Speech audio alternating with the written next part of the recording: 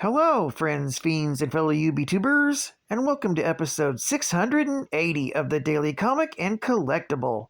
Today, the collectible of the day is the Hot Toys Collectibles, Star Wars series, The Mandalorian, 1/4 scale, the Child Grogu action figure.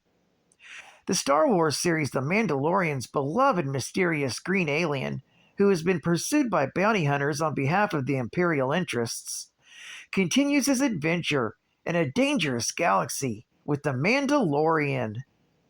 Hot Toys presents the Child 1/4 scale collectible figure for all Star Wars fans.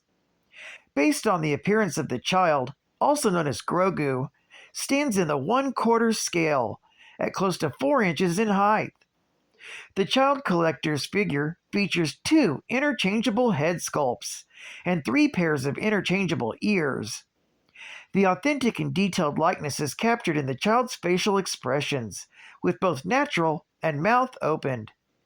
The highly detailed sculpts features intricate wrinkles and even skin texture.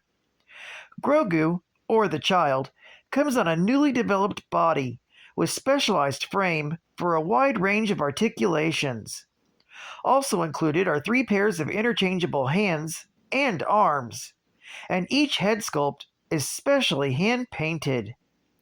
Grogu comes in his fabric robe with other accessories, including his hover pram with cover and blanket, a die-cast mythosaur emblem necklace, his favorite shifter knob, and a specially designed articulated figure base with logo and name. This figure was released in 2020 by Hot Toys Collectibles. Now, the comic of the day is The Mandalorian, Volume 1, Issue Number 1, with a cover date of September 2022.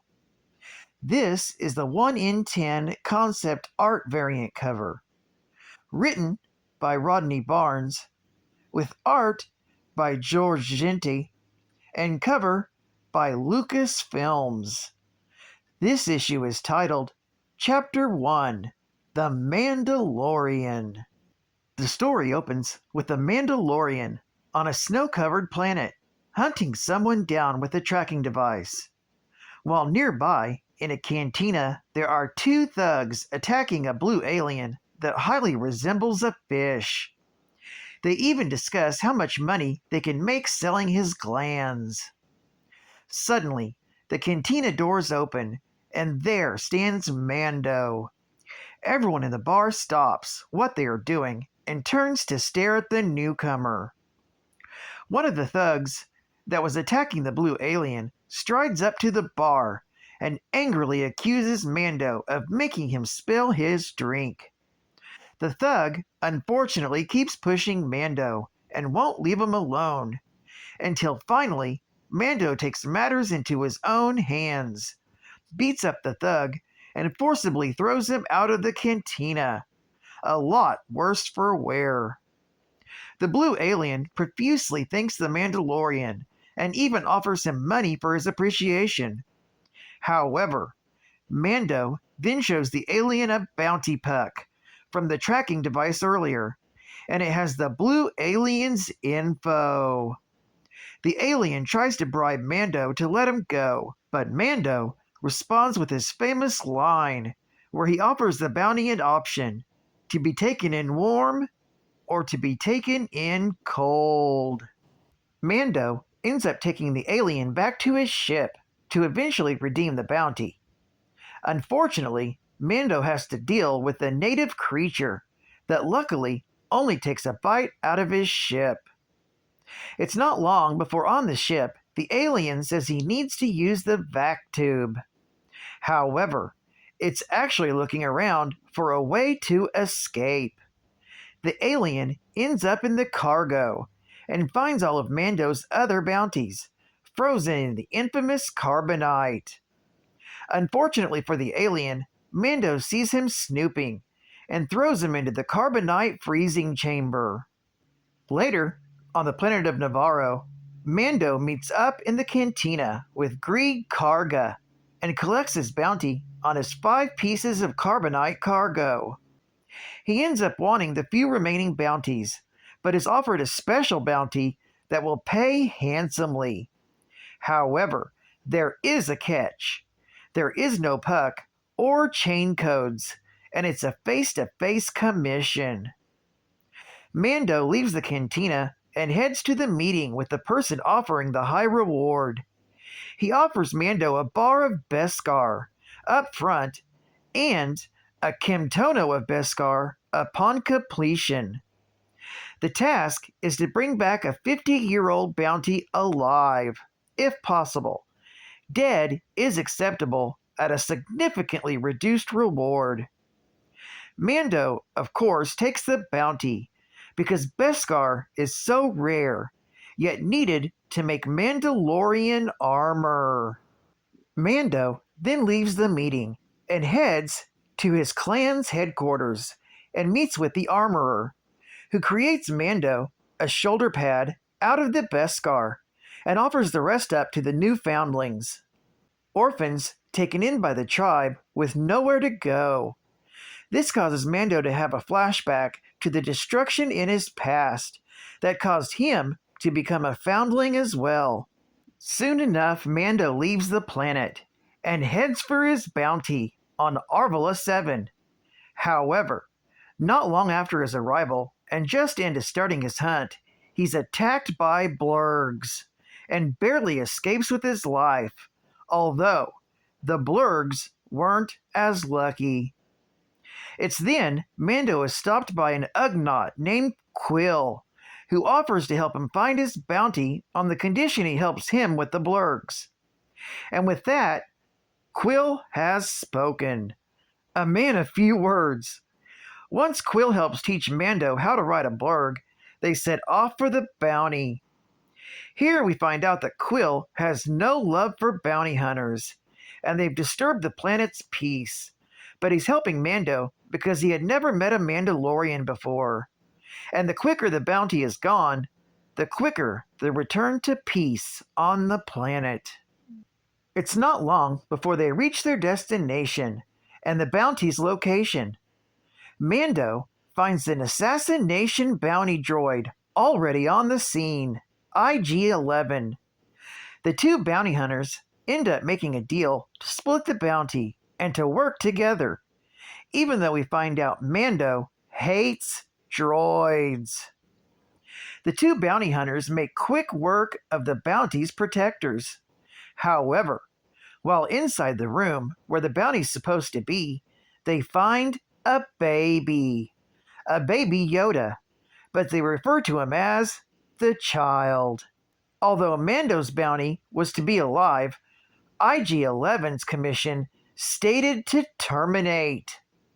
IG-11 raises his blaster to destroy the child, but Mando fires on the droid, destroying him instead.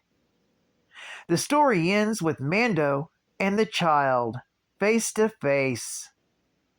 This story is continued in The Mandalorian, issue number 2. Geek Fact. This issue is considered a key issue, featuring the first appearance of Mando, Din Djarin, the first appearance of IG-11, and the first cameo appearance of the child, Grogu. It's also the first appearance of Quill, the Armorer, and much, much more. Bonus Geek Fact. Beskar, in its pure form, was one of the toughest and most legendary metals in the galaxy. The purest form of Beskar was capable of repelling strikes from a lightsaber for brief amounts of time, and could even withstand direct blaster fire. Pure Beskar could still be damaged by weapons also made of Beskar. Because of this, making weapons out of Beskar was considered illegal by the Children of the Watch. Another bonus geek fact. Din Djarin, also known as the Mandalorian, or simply Mando, was a human male Mandalorian warrior during the era of the New Republic. With his Mandalorian armor, IB-94 blaster pistol, Ambin sniper rifle, and distinctive Beskar helmet, Djarin was both well-equipped and enigmatic, a stranger whose past was shrouded in mystery to others. He hailed from Akvatina and became orphaned during the end of the Galactic Republic, and was raised on Concordia as a foundling by the Children of the Watch, an orthodox religious sect that had broken off from the mainstream Mandalorian society. Djarin was unaware of this and believed that all Mandalorians followed the Children of the Watch's beliefs. He was trained to become a Mandalorian warrior and eventually joined the tribe, which operated in a secret coven on Navarro. Djarin became battle-hardened, a man of few words, and a formidable hunter in an increasingly dangerous galaxy. After the fall of the Galactic Empire, Djarin made a reputation for himself as a member of the Bounty Hunters Guild, collecting bounties as he traveled across the galaxy's outer rim territories, far from the authority of the New Republic, in his personal ST-70 assault ship, the Razor Crest. Advertising ad fact. From Walt Disney Travel Company. Star Wars.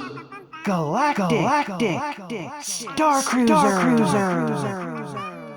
Embark on an unforgettable journey into a galaxy far, far away. This 2-night Star Wars adventure includes activities, meals, accommodations, and the ability to choose your own path within the immersive experience on board. You will receive your complete Star Wars Galactic Star Cruiser vacation itinerary prior to your arrival, and we look forward to seeing how your Star Wars story unfolds. Only from Walt Disney Travel Company. You take the good, you take the bad, you take them both, and there you have the final geek fact. The final geek fact. It takes a lot to get them right. To get them geek facts right. Din Grogu, known only as Grogu until being formally adopted by Din Djarin after the conflict on Mandalore, is a male force-sensitive Mandalorian, belonging to the same mysterious species as the legendary Grand Master Yoda. Grogu was born around the year 41 BBY and was raised at the Jedi Temple on Coruscant as a Jedi Initiate of the Jedi Order. As part of the Great Jedi Purge in 19 BBY during the Siege of the Jedi Temple, Grogu was defended by 4 Jedi who attempted to evacuate him from the temple and take him to an extraction point where a shuttle was waiting for them. The 3 eventually perished at the hands of the 501st Legion, but not before managing to load Grogu's pram onto a turbolift away from danger. Grogu successfully escaped from the Jedi Temple with the help of Jedi Master Kelleran Beck, who evacuated him from the burning building aboard a bark speeder. Despite being hunted by Republic Lats, Beck was able to lose them in the tunnels of the station by Monument Plaza and reach a repulsor platform where sympathetic Naboo troopers were waiting with an H-type Nubian yacht to evacuate him and his companions. Ambushed by clones led by shock troopers, Beck took Grogu onto the ship under cover from the Naboo troopers, and they successfully escaped the planet. After the Galactic Empire rose to power, Grogu, along with all other surviving Jedi, went into hiding. During the Imperial era, he remained undetected by concealing his Force powers. Well, I'd like to thank you for joining me for another Daily Comic and Collectible, and I hope to see you again Tuesday. This is Cut Fan Comics Man, and I'll catch you on the flip, baby. Over and out.